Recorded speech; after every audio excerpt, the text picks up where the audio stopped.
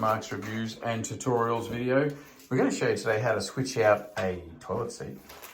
This one here has just simply detached. There's a pin runs through the hinge here, and as you can see, it's no longer holding. And that's not something, I mean, if you really wanted to dodge it, you could drill it through and put a screw in it, but we don't want to dodge it. We're going to replace it with something new.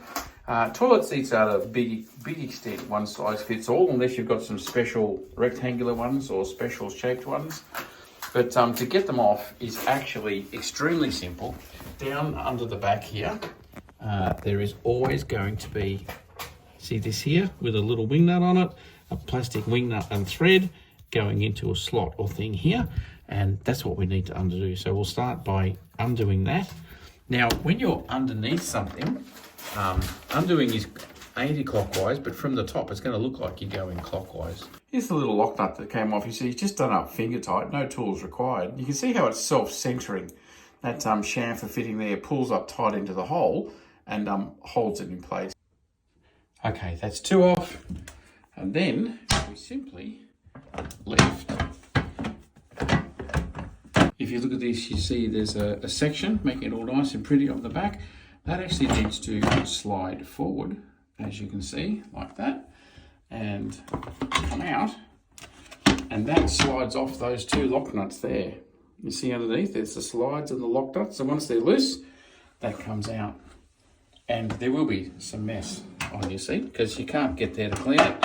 So we'll give that a bit of a clean, and then we'll look at putting the new one on. Okay, putting it in is going to take a bit of adaptation.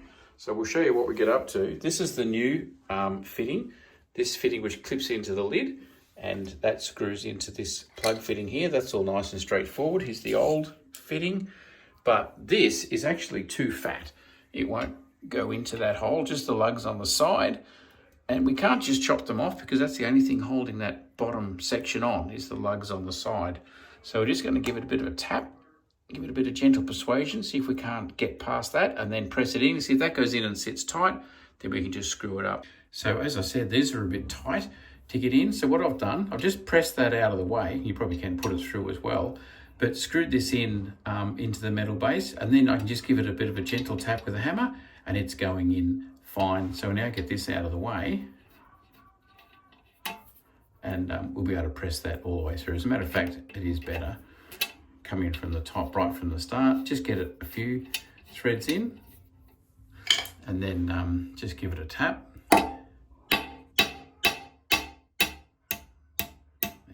Be able to tap it right down. Now screw that out and be able to give it a tap. My holes are a bit smaller.